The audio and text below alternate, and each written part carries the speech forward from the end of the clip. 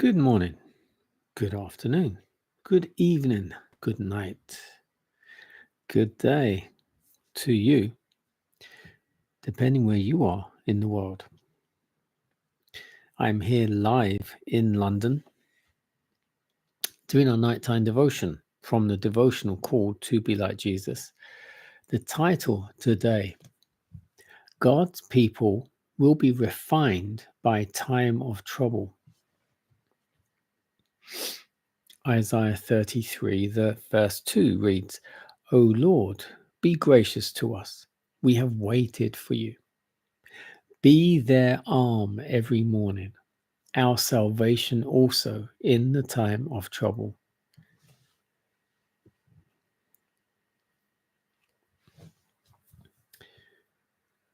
Jacob's history is also an assurance that in the final time of trouble, God will not cast off those who have been deceived and tempted and betrayed into sin, but who have returned unto him with true repentance. While Satan seeks to destroy this class, God will send his angels to comfort and protect them in the time of trouble. The assaults of Satan are fierce and determined. His delusions are terrible, but the Lord's eye is upon his people, and his ear listens to their cries. Their affliction is great. The flames of the furnace seem about to consume them, but the refiner will bring them forth as gold, tried in fire. God's love for his children during the period of their severest trial is as strong and tender as in the days of their sunniest prosperity. But it is needful for them to be placed in the furnace of fire. Their earthliness must be consumed, that the image of the Christ may be perfectly reflected. The season of distress and anguish before us will require a faith that can endure weariness, delay, hunger, a faith that will not faint, though severely tried. The period of probation is granted to all to prepare for that time. Jacob prevailed because he was persevering and determined. His victory is an evidence of the power of importunate prayer. All who will lay hold of God's promises as he did and be as earnest and persevering as he was will succeed as he succeeded. Those who are unwilling to deny self, to agonize before God, to pray long and earnestly for your blessing, will not obtain it. Wrestling with God, how few know what it is. How few have ever had their souls drawn out after God with intensity of desire until every power is on the stretch. When waves of despair, which no language can express, sweep over the suppliant, how few cling with unyielding faith to the promises of God. Those who exercise but little faith now are in the greatest danger of falling under the power of satanic delusions and the decree to compel the conscience. And even if they endure the test, they will be plunged into deeper distress and anguish in the time of trouble because they have never made it a habit to trust in God. The lessons of faith, which they have neglected, they will be forced to learn under a terrible pressure of discouragement.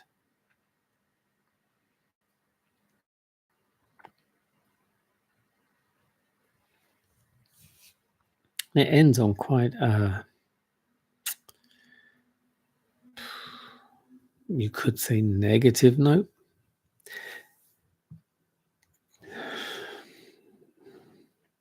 God's people will be refined by time of trouble.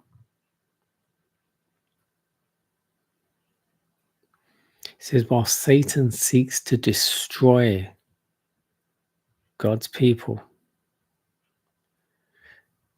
God will allow them to go through the trials, the temptations. God will allow them to go through that fire. But as we are reminded, gold is refined going through the fire. All the dross is burnt away, and the purest of gold comes out from the fire, which reflects the character of God. But you must endure. You must persevere. Jacob wrestled with God, as it says in the Bible. He wrestled with God in that he endured praying earnestly all night, apparently, much like Jesus did in the Garden of Gethsemane, or he used to do all the time. Jacob wrestled all night,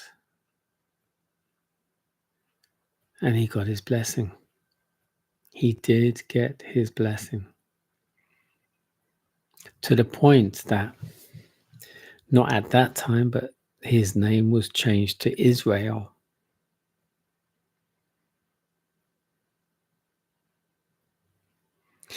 But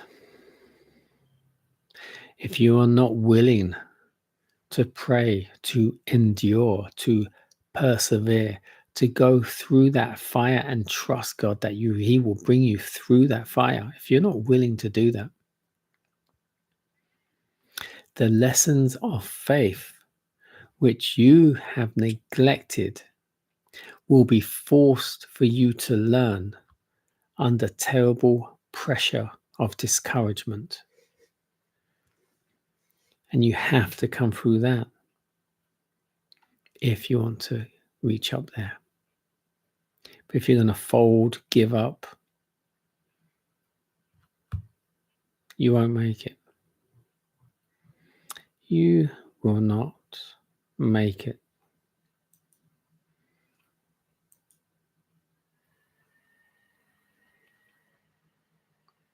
And if you know and understand what heaven is about,